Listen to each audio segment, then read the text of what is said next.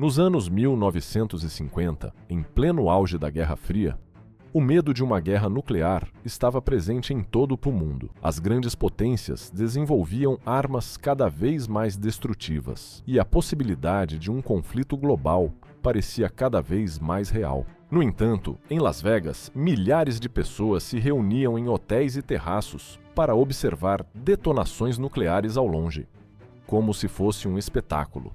Eram organizadas festas temáticas, servidos coquetéis inspirados em explosões atômicas e realizados concursos como o Miss Bomba Atômica. O que hoje parece impensável foi, durante vários anos, uma mistura curiosa de entretenimento, propaganda e desconhecimento dos riscos. Esta é a história da era dos testes nucleares em Nevada e de como a destruição se transformou, por algum tempo, em um espetáculo.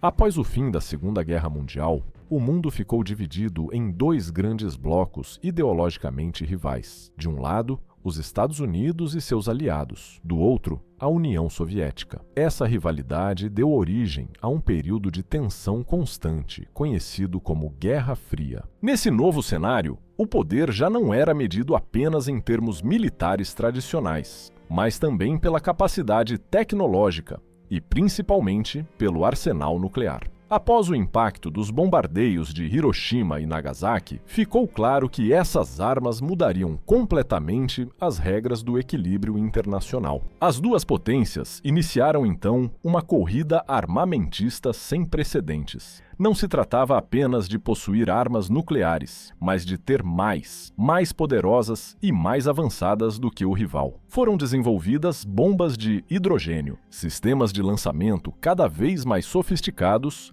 e estratégias de dissuasão baseadas na destruição mútua assegurada. Nesse contexto, os testes nucleares tornaram-se uma ferramenta essencial. Eles permitiam comprovar a eficácia das armas, aperfeiçoar seu projeto e, ao mesmo tempo, enviar uma mensagem clara ao adversário. Cada detonação era, de certa forma, uma demonstração de poder. Os Estados Unidos decidiram transferir muitos desses testes para seu próprio território continental. Em 1951, criaram o Nevada Test Site, uma vasta área desértica localizada a cerca de 100 quilômetros de Las Vegas. A escolha não foi por acaso. Tratava-se de uma região relativamente isolada, com baixa densidade populacional e condições geográficas adequadas para esse tipo de teste. No entanto, sua proximidade com uma cidade em crescimento como Las Vegas acabaria criando uma situação única. Nos anos seguintes, esse local tornou-se um dos principais centros de testes nucleares do mundo.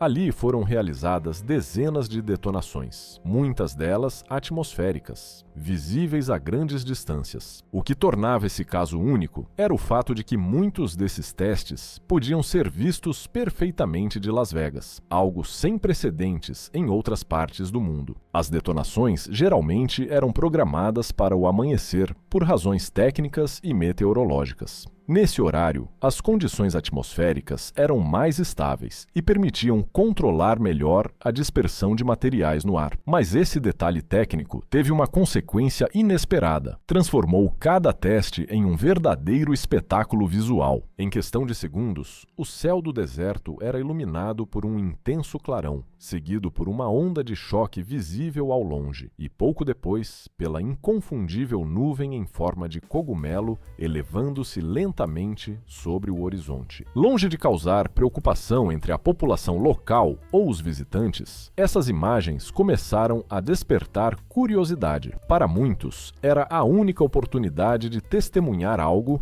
que até então pertencia ao universo militar e ao mais absoluto sigilo. Os hotéis e cassinos da cidade não demoraram a aproveitar a situação. Alguns terraços e coberturas foram adaptados especificamente para que os clientes pudessem observar as detonações com conforto. Além disso, alguns estabelecimentos organizavam eventos que coincidiam com os testes. Eram realizadas festas noturnas que se estendiam até o amanhecer, momento em que os participantes saíam para assistir à explosão.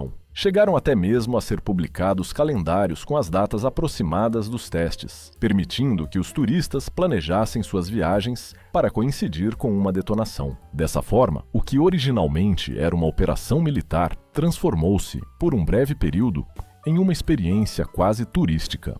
O fenômeno não se limitou à simples observação das explosões. Com o passar do tempo, a estética e a ideia do atômico começaram a se infiltrar no cotidiano e, especialmente, na cultura popular de Las Vegas.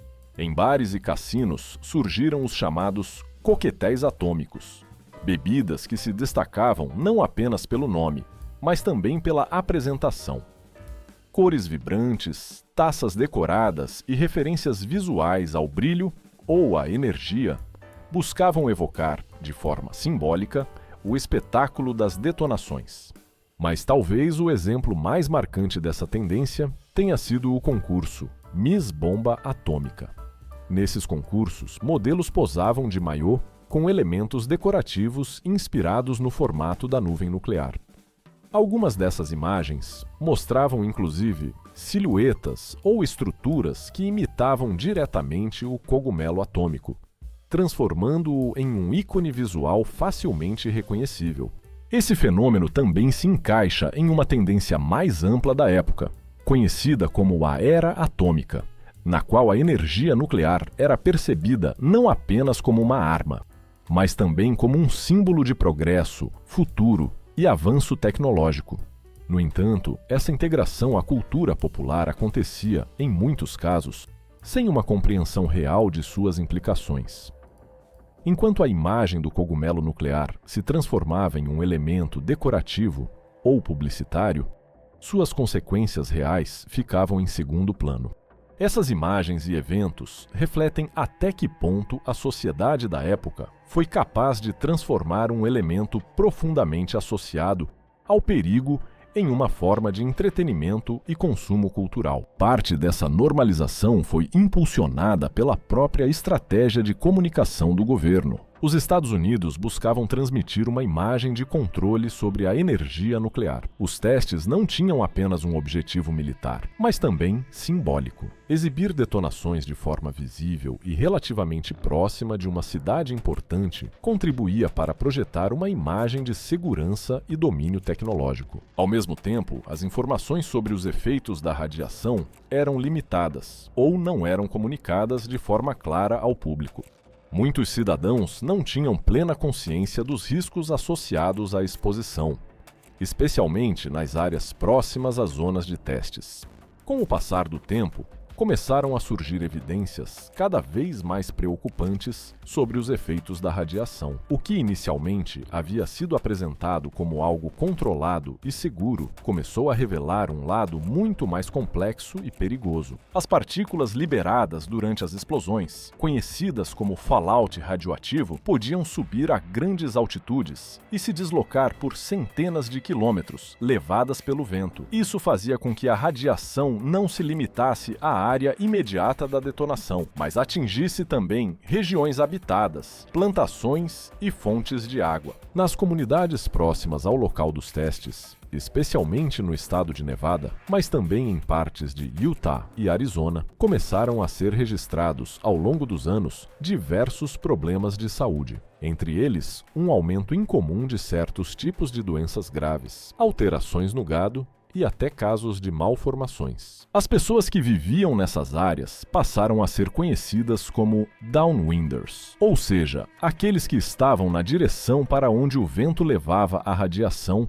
a partir das zonas de testes, e que, sem saber, haviam sido expostos durante anos a diferentes níveis de radiação. Durante muito tempo, grande parte dessas informações não foi comunicada de forma clara à população. As autoridades insistiam que os níveis de exposição eram seguros, o que contribuiu para que muitos moradores continuassem sua vida cotidiana sem ter plena consciência do risco. Somente décadas mais tarde começaram a surgir pesquisas mais detalhadas, depoimentos de pessoas afetadas e um debate público cada vez mais intenso. A partir desse momento, tiveram início ações judiciais e reivindicações para que o governo assumisse a responsabilidade pelos danos causados. No final da década de 1950 e no início dos anos 1960, a percepção pública começou a mudar. O aumento da preocupação com os efeitos da radiação, juntamente com a pressão internacional, levou à limitação desse tipo de teste.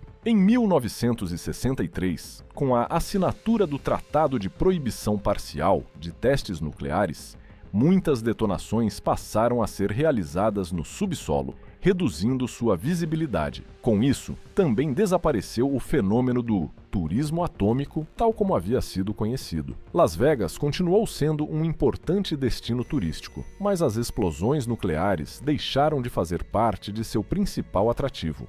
A era dos testes nucleares em Nevada é um dos exemplos mais surpreendentes da história contemporânea. Durante alguns anos, a linha entre destruição e espetáculo tornou-se tão tênue que milhares de pessoas assistiam a explosões nucleares, como se fossem fogos de artifício. Por trás dessa imagem havia uma realidade muito mais complexa: interesses políticos, estratégias de propaganda e consequências que só foram plenamente compreendidas com o passar do tempo. Hoje, esse episódio serve como um lembrete de como a percepção social pode se afastar da realidade, especialmente quando se trata de avanços tecnológicos com um enorme potencial destrutivo. E também de como, em determinadas circunstâncias, até mesmo o que há de mais perigoso pode acabar se transformando em espetáculo. Se você gostou do vídeo, deixe o seu like e inscreva-se no canal. Até o próximo vídeo!